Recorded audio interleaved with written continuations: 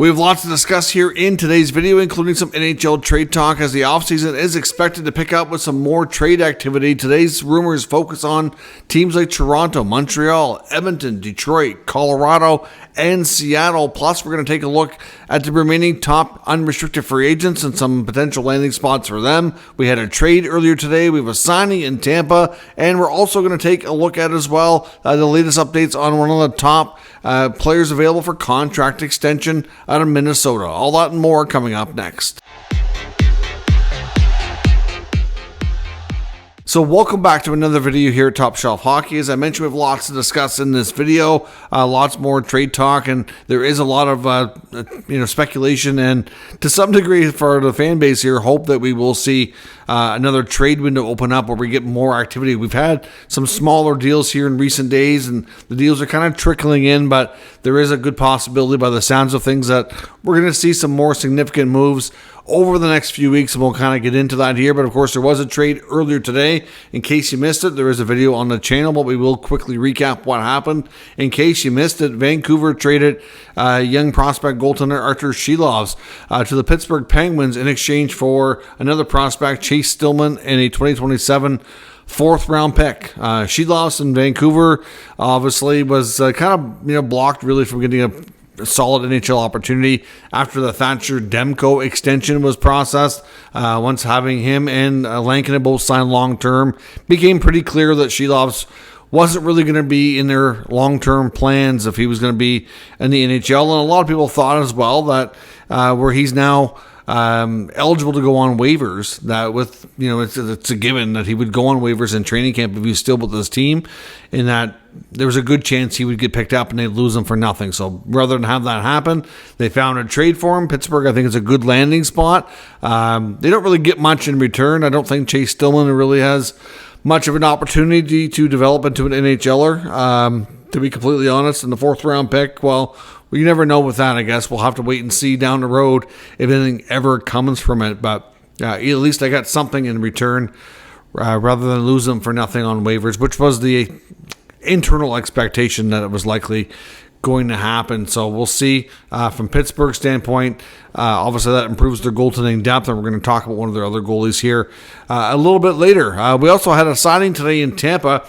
Signing, I guess you could call him a little bit of a journeyman, Scott Sabourin, who's been more of a minor leaguer than an NHLer, but the last number of years he's been on two-way deals with a variety of teams. Spent time with the Senators, spent time with the Leafs and a few other organizations as well. Kind of bounced around, but he is a guy. He's got good size, known for being a kind of a rugged player who's willing to drop the gloves, defend his teammates. Limited NHL experience, but does have, like I said, when he's been up, he's been an enforcer type of guy. 1 year, two-way deal, $775 at the NHL, $250 at the American Hockey League level, with a guaranteed payout of $350K. So that tells me they do expect him to play NHL games if they're going to guarantee an amount above his AHL salary, and $250 to play in the AHL. By most standards, it's a pretty good salary, a little bit more lucrative deal. So ultimately, Tampa views him as probably either a 13th forward or a decent call-up option for their fourth line. So we'll see what the season brings for him. He'll most likely still spend more often than not in the minors, but we'll at least see some NHL action. Now, as I mentioned as well, we can still get some interesting UFAs out there as well that are still looking for a place to play. Every year, it seems like this kind of happens. You get a handful of players that are kind of in your, I don't know what to call them, almost like in the middle range, average players to below average. They kind of get squeezed out, if you will.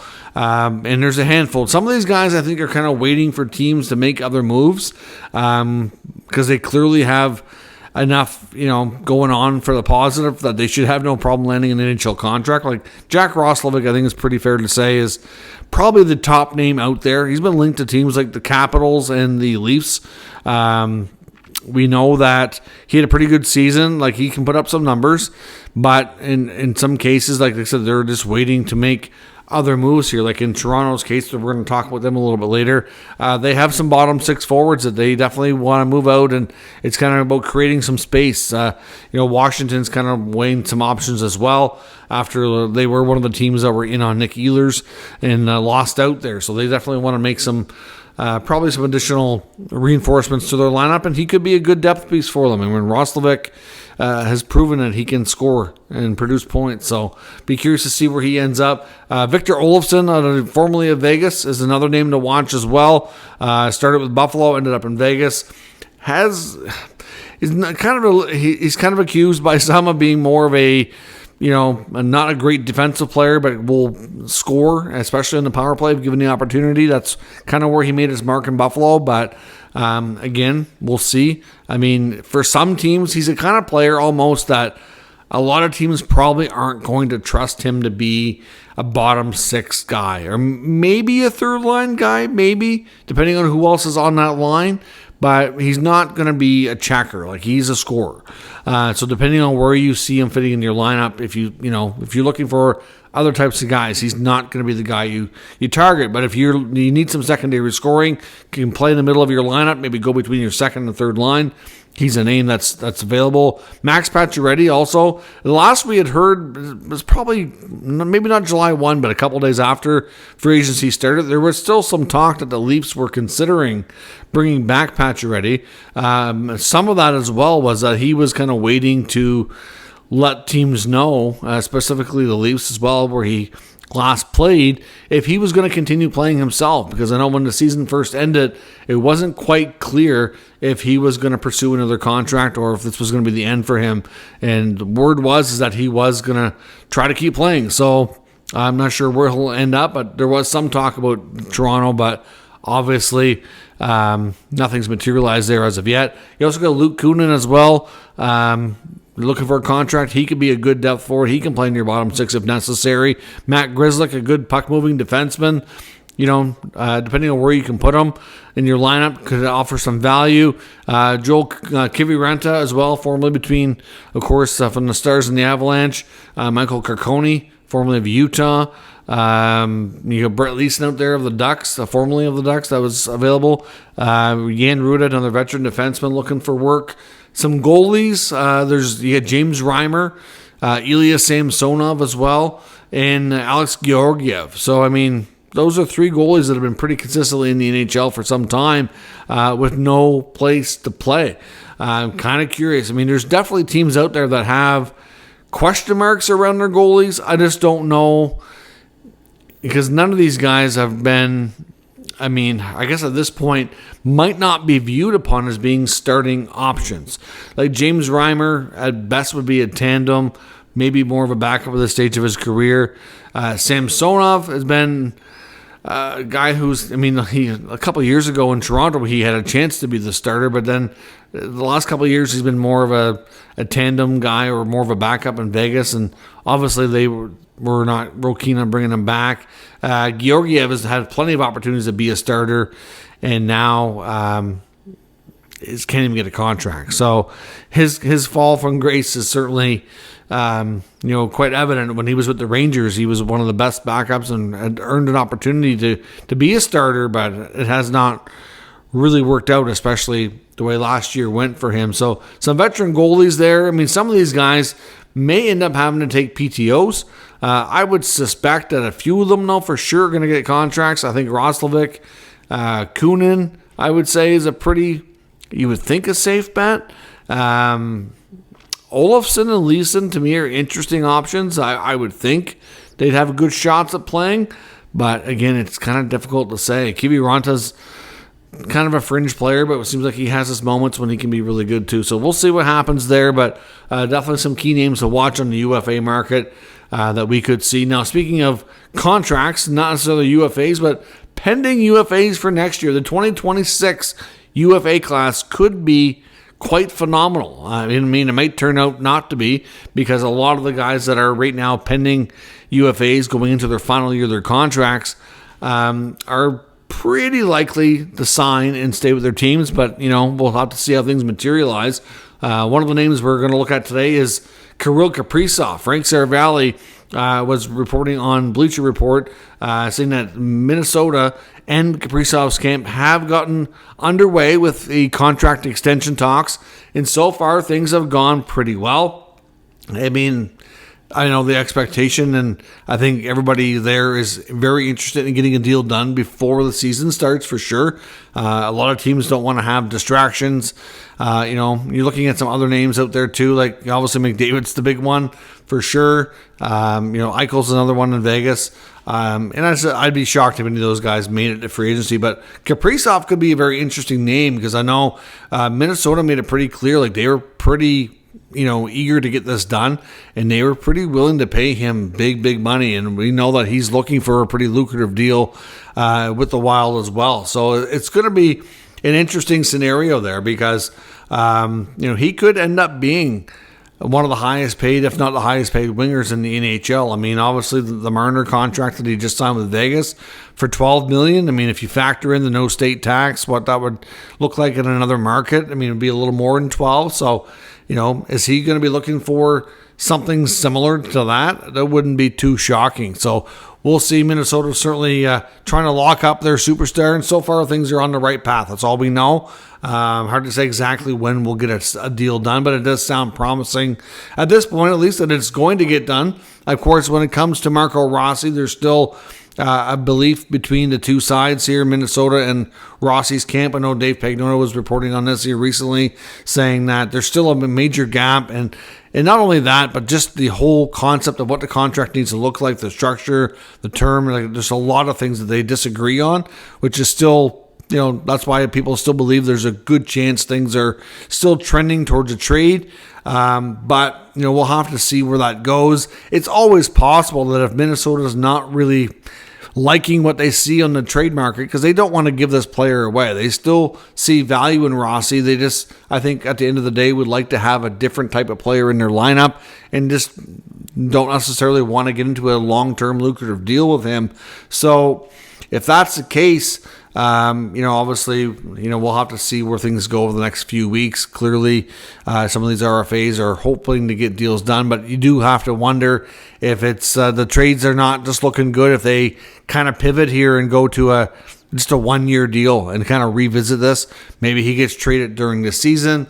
Something may open up, or maybe, maybe they revisit this next offseason. It's hard to say, but the Rossi scenario in Minnesota, it's kind of difficult to say how it's going to turn, but there's definitely very much open to a trade if they can find one that works. But I think based on what we've heard before, they don't really want a futures-based deal. It's have to be a hockey type of trade. So if they can get a deal for a player that they really like that can fit in their lineup, that's comparable age and whatnot, then they'll figure out a way to make it happen. Now, on to some other trade talk around the NHL. I want to take a look at first a combination of things between Dallas and Calgary. Look at some connections between Rasmus Andersson, Jason Robertson, and more. I know one tidbit on the Dallas Stars that Elliot Friedman has mentioned here as well. A couple of names that we heard early on when the season first ended for the Stars as cost-cutting cap dumps, if you will, was a combination of Matt Dumba and Ilya Lyubushkin. We've seen Dumba be traded just a few days ago here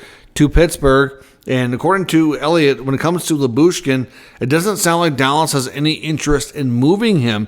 They plan to keep him by the looks of things at this point. And he said they view him as a pretty good depth piece, which I find a little bit interesting considering he didn't really see the ice in the playoffs. They brought up Alex Petrovic, and he played over guys like Dumba and Lyubushkin in the playoffs. So, I'm not sure how good of a valuable depth piece they really view him, but clearly I know Elliott's well connected. I'm not doubting his report here.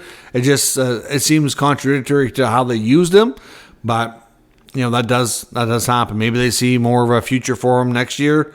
I don't know, but clearly the Dallas Stars, like I said before, we had heard from Elliott that they were expected to early in July to get contract extension talks well underway with Jason Robertson to get a feel for what his next deal would look like, and if it was going to prove to be too difficult of a deal or looking for too much money, that they very well could pivot and trade him. They're certainly not going to want to pay more than what they did for Mikko Rantanen. Now, with Jason Robertson, Dave Pagnotta was reporting that one of the teams that are monitoring that very closely is the Calgary Flames. And we also know that the Dallas Stars are one of only a couple of teams that it seems that Rasmus Andersson, who's been on the trade block, would sign with. Now, when it comes to Andersson's availability in Calgary, it's no secret that the Calgary defenseman very well could have played his last game, and pretty good chance he does get dealt sometime before the season starts. But they are content to hold on to him, and it could be a trade deadline trade if things don't materialize to be, what they're looking for here. They're willing to be patient, but at the same time, I think most parties would like to get it done with before the season starts to make sure there's no distractions, and if they are good enough to get into the playoffs, then they don't have to worry about subtracting in a year when things are going well. Not really ideal in that sense, but clearly Andersson's been rumored to only really willing to be sign an extension with a couple of teams, with Vegas and Dallas being on his list from what we've heard. So there are some wondering, could they maybe have that whole thing intertwined? Could Robertson, if they end up deciding to move Robertson, could he go to Calgary for Andersson? I mean, obviously it may not be a one-for-one deal, but in a package that could have both players switching sides. To some degrees, it makes sense. I think Rasmus Andersson would sign in Dallas from what we've heard. I can see how he would fit their need and how, based on what we heard, that he would like it there. On Robertson's side of things, though, clearly, he still doesn't have that trade protection in his contract yet, but is he going to want to sign an extension? So he has more leverage and power to where he goes than a lot of people would have without having that trade protection because of his contract status and ability to sign. I mean, I don't think Calgary's making that trade without the ability to talk contract extension, even, and would he play there and extend there long term? So they're going to want to be careful of that, right? We don't really know what Jason Robertson would want if he had to leave Dallas, so it's kind of one of those iffy things. There's definitely a number of teams that he's been linked to, but at this stage, it's really just teams monitoring the situation to see if he does become available once they get a better, clear idea from Dallas, if it's looking like they're going to sign him or not. But a swap with the Flames, on some levels, it does make sense. But again, we don't know what the player would want and if there would be any issues on that front as well. A couple of updates from Jeff Merrick from his show, The Sheet. One saying that the Seattle Kraken are still very much available and open for business here. The main name he mentions is Jared McCann. I know he did a hit as well on Vancouver media, talking about maybe the possibility of McCann being a target to go back to Vancouver where he started his career. The Canucks, I think, could benefit from a player like him. McCann is a former 40 goal scorer who's really blossomed during his time with the Kraken. And clearly, I think, like I said, with the changes that the Canucks have had, especially after losing Pius Suter, to add another centerman who can score, I think would be a huge pickup for Vancouver. Now, McCann has been linked to other teams. I know both teams in Ontario and Toronto and Ottawa both have had at least times where they've at least checked in on the player. I don't know how serious the interest was, but there was definitely interest on both parts.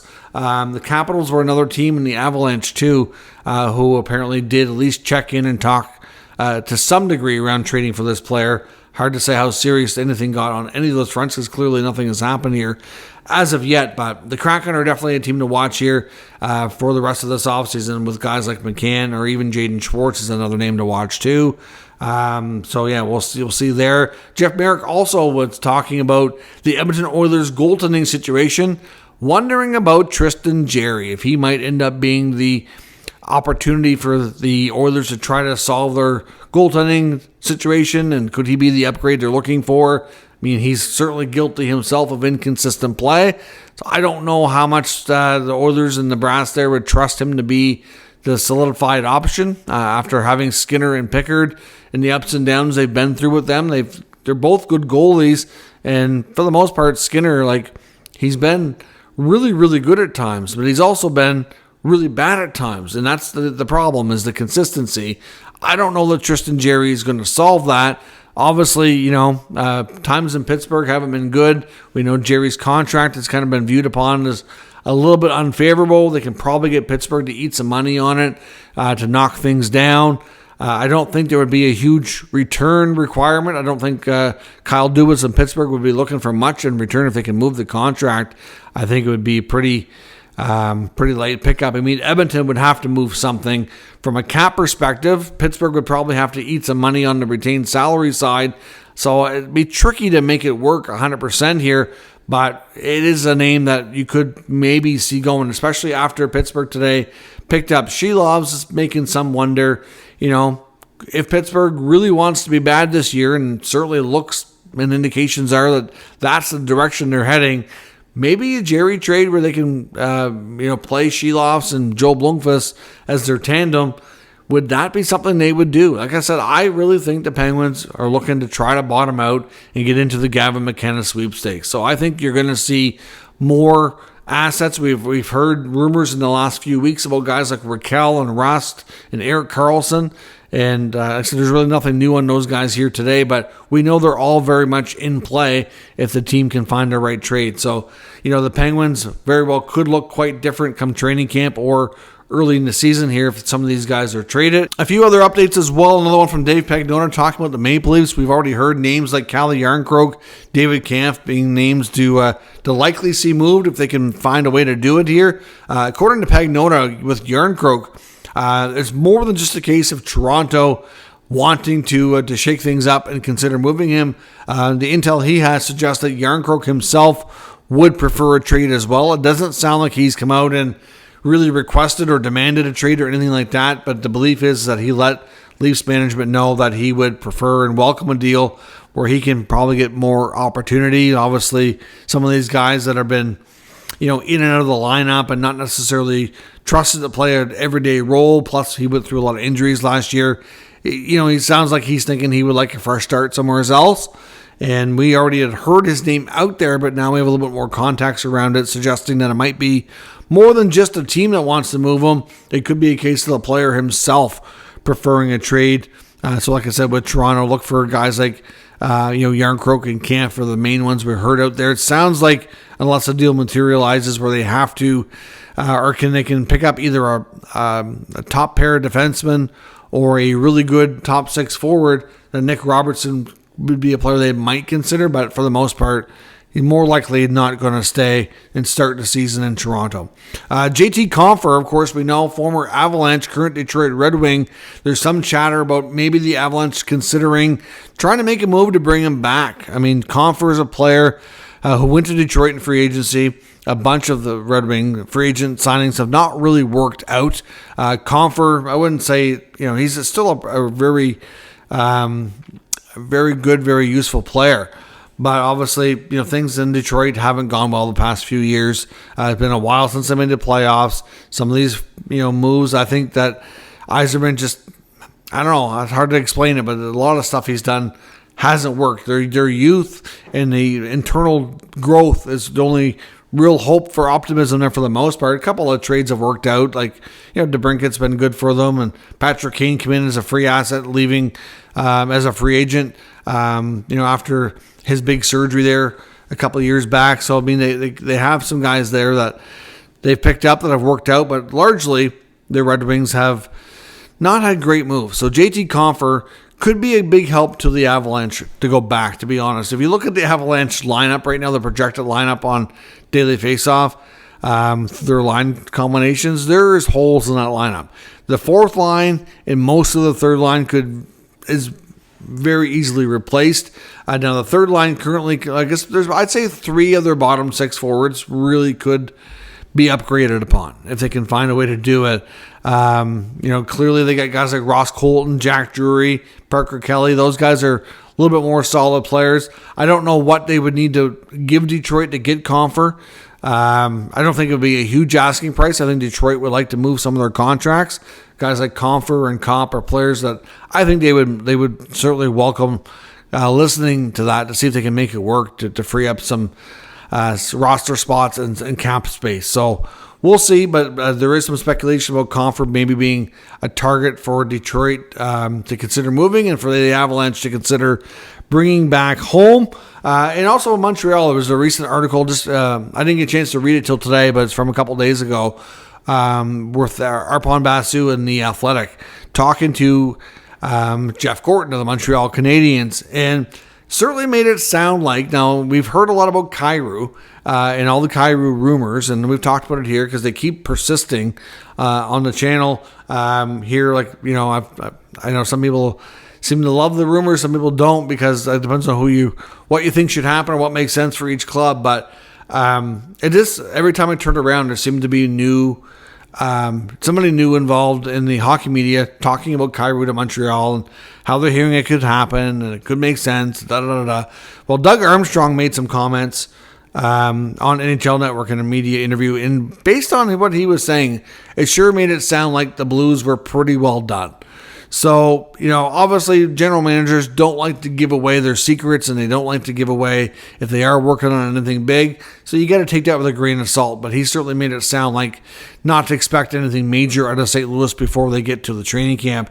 But I know the Jeff Gorton article certainly made it sound like, talking to Arpon Basu here, that he said that he feels that there's a pretty good chance in the next few weeks you're going to see another, like a secondary trade market kind of open up, where we get a flurry of activity, because there's so many teams that still have cap space and they're unhappy with the trades and free agent signings they've made so far, and that they have opportunities in their lineup that they want to try to upgrade upon. So you're probably going to see more hockey trades and player swaps here in the coming weeks, is what Gorton kind of predicted.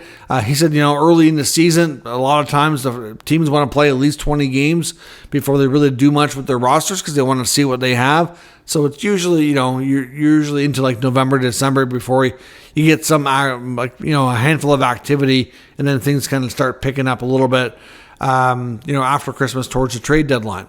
But, one other thing he said that was interesting as well was that he was obviously quite pleased with what the Canadiens have done so far in the offseason. Noah Dobson, he mentioned that, it wasn't something they didn't necessarily set out to do, but when the opportunity presented itself, they thought it was a great opportunity. He said he's been quite happy with their team's offseason so far. But one thing he said that I found very interesting was that he still feels there's opportunities out there and they will be ready to strike. So certainly, like I said, we've heard a lot about the Kyrou rumors. Obviously, there could be other things they're working on that may not have even made it out to the mainstream media here just yet. You just never know, right? I mean, some things are kept secretive and don't leak out, and some things do. But it just sounds like, based on Jeff Gorton's comments, that the Habs are definitely not necessarily done dealing, and he still believes there's opportunities out there for them to upgrade their roster, and that they're ready to strike to do that. So, gives us some more speculation that they're not done. And maybe there is something to the Kyrou rumors, even though Doug Armstrong's comments kind of indicate otherwise. But maybe there's, like I said, there's lots of other players out there besides Kyrou that they could be targeting. So we will see what happens here in the coming days. But Gorton was pretty optimistic that in the coming weeks, we're going to see a new secondary trade window kind of open up, where we get a bigger flurry of activity. Like we've already had a decent amount of trades here in the past week, but for the most part, they're fairly smaller deals, with some big stuff still being discussed behind the scenes here. So let me know your thoughts on all of today's news and rumors in the comments. We'll discuss further. If you're new to the channel, make sure you subscribe and stick around. We'll keep you up to date with all the news, rumors, and analysis of all 32 NHL teams. Thanks for watching. I'll catch you next time.